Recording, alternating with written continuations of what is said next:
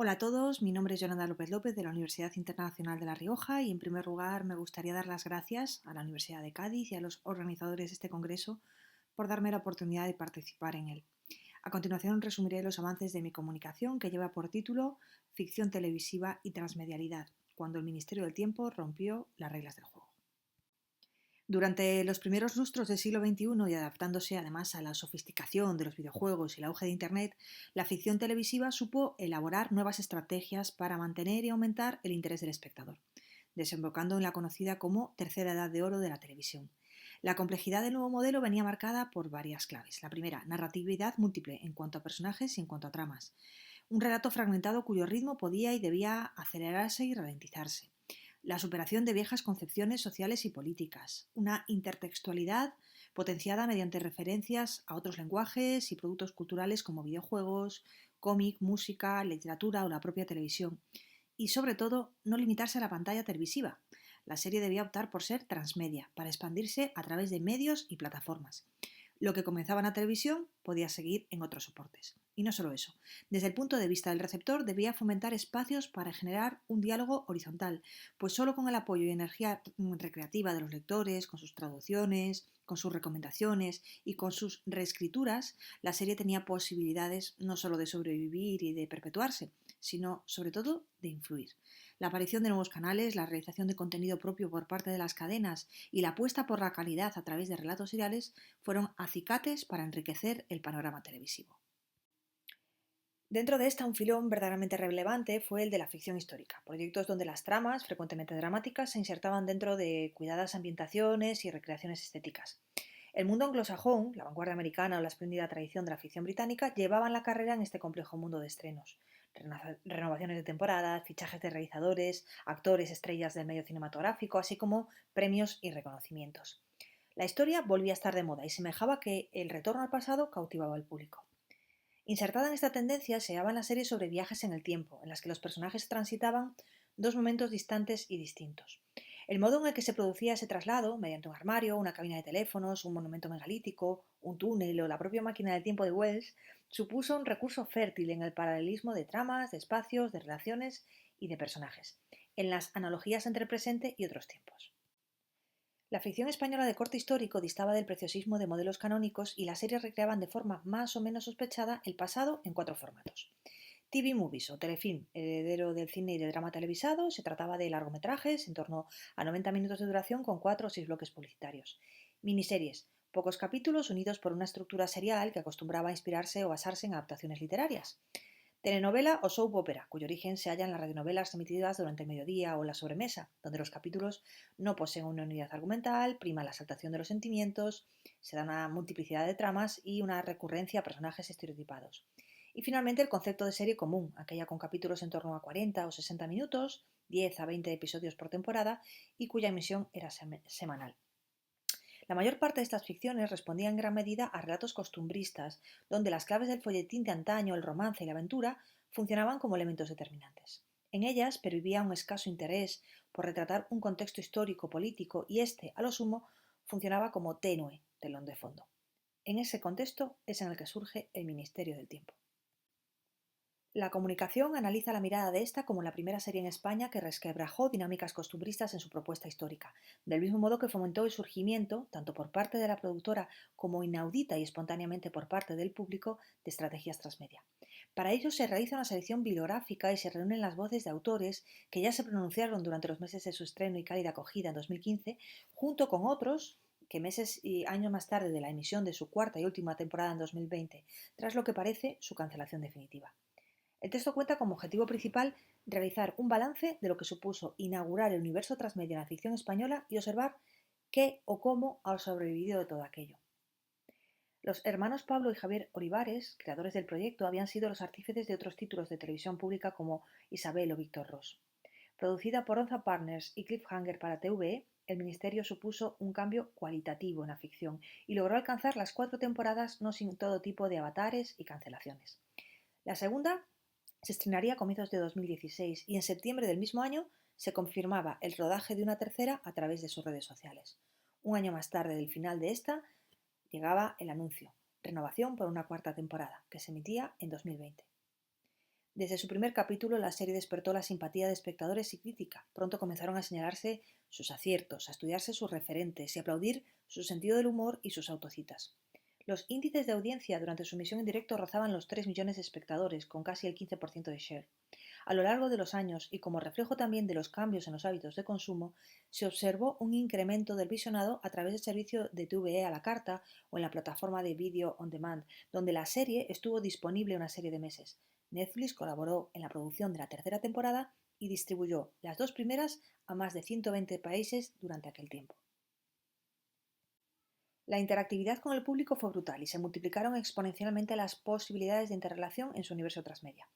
La web oficial de la serie alojaba tanto los capítulos completos como toda la información técnica. Además, Los Archivos del Tiempo, un programa de making of donde actores, guionistas, profesionales contaban anécdotas y notas de rodaje.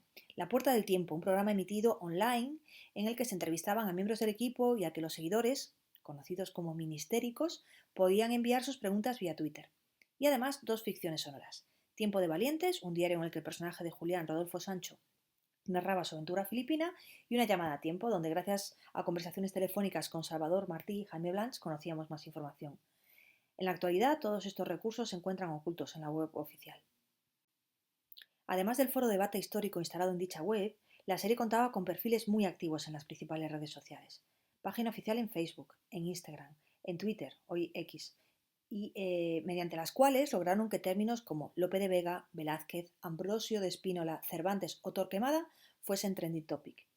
Existía además un grupo privado de WhatsApp, los becarios del tiempo, y a través de todos ellos los espectadores compartían guiños y giros de guión en tiempo real, pero también se movilizaban con intensidad a luchar para que Televisión Española renovase la serie una tercera y una cuarta temporada. Pronto el fenómeno fue objeto de estudio en diferentes congresos, artículos, exposiciones o monografías y surgieron diferentes productos culturales. En febrero de 2016, una primera novela, El tiempo sé que es, escrita por 2 de sus guionistas, Anaís Escaf y Javier Olivares, donde narraban nuevas aventuras de la patrulla. El mismo año se publicaba el libro de divulgación Curiosidades de la historia con el Ministerio del Tiempo, de varios autores. En abril de 2017 veía la luz el primer cómic basado en la saga, Tiempo al Tiempo, con guión y dibujos de Jaime Martínez y Sandra Molina. Más adelante la publicación de sus guiones. Y esto solo fue el comienzo. Las puertas transmedia, término acuñado por Henry Jenkins, comprende la forma en que esta narrativa trasciende su medio original para influir en otros espacios de la producción cultural, muchas veces generados por el propio público espectador. Y así, aunque inactivo en un tiempo presente, la página web Wiki sigue conservando los contenidos creados por los seguidores a lo largo de los meses y años, subdivididos en apartados como capítulos, personajes, actores, localizaciones, reparto, cronología y noticias. Suponen un documento significativo de los materiales de interacción que los seguidores del fenómeno lograron crear, compartir e incrementar. El fenómeno de la transmedialidad se convirtió en una estrategia para captar y retener una audiencia más fiel. La expansión de la historia a otros medios buscaba una experiencia más inmersiva y participativa por parte del espectador. Mediante esta tendencia, los productores explotaron el potencial de los personajes y espacios de ficción al exprimir las posibilidades de la mercadotecnia. Todo ello surgía en un contexto de revolución económica, el del cambio de centuria, cuando se daba una convergencia en las industrias culturales y del entretenimiento, junto al de las telecomunicaciones, la información y el ocio. Las audiencias evolucionaron hacia lo que se denomina grupos disruptivos a medida que se observa una creciente separación entre diferentes generaciones. El paradigma digital ha alterado las divisiones tradicionales y se centran ahora en cómo las personas adoptan y usan la tecnología para consumir y producir. Con la aparición de plataformas digitales, la sociabilidad se vuelve esencial, lo que lleva a la formación de identidades tanto individuales como colectivas. En el caso del Ministerio del Tiempo, la interacción con otras entidades y organizaciones generó reclamos y fomentó la participación más activa del público, por ejemplo, con la Biblioteca Nacional, y las estrategias que ésta llevó a cabo para la difusión del contenido en relación con la serie, como la creación de una comunidad de seguidores, el uso de expansiones transmedia como imágenes, GIF, podcasts, fanarts, mashups, para involucrar a los fans en la historia, o el aprovechamiento de las redes para mantener una audiencia por encima de la media y la recurrencia a códigos de humor y fantasía para conectar con situaciones de actualidad y cuestionar los valores históricos, éticos y morales del presente.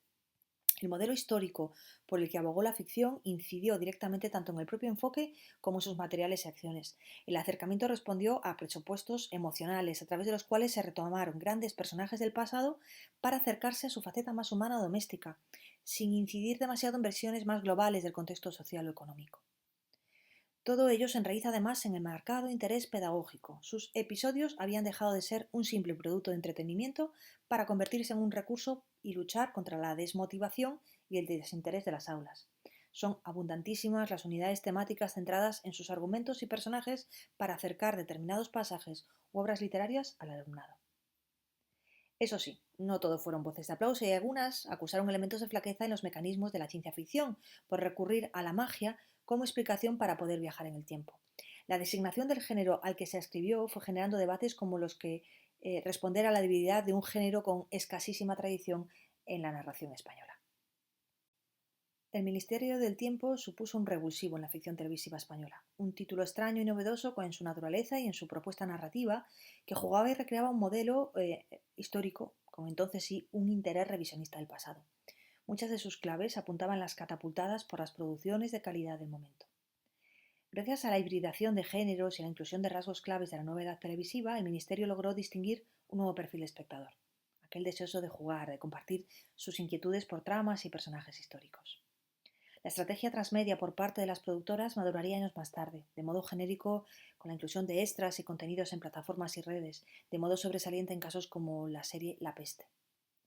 Finalizada la emisión hace más de 4 años, los recursos de las estrategias transmedia sobreviven de modo diverso, principalmente activos, pero no actualizados, en ocasiones archivados o retirados del acceso público, y en otras se transforman o reubican, en el mejor de los casos, en eventos especiales, en campañas de marketing retroactivas o lanzamientos de DVD y Blu-ray, o a veces se aprovechan o reaprovechan ante el estreno de nuevas temporadas o spin-off, pero esto aún no se ha llevado a cabo.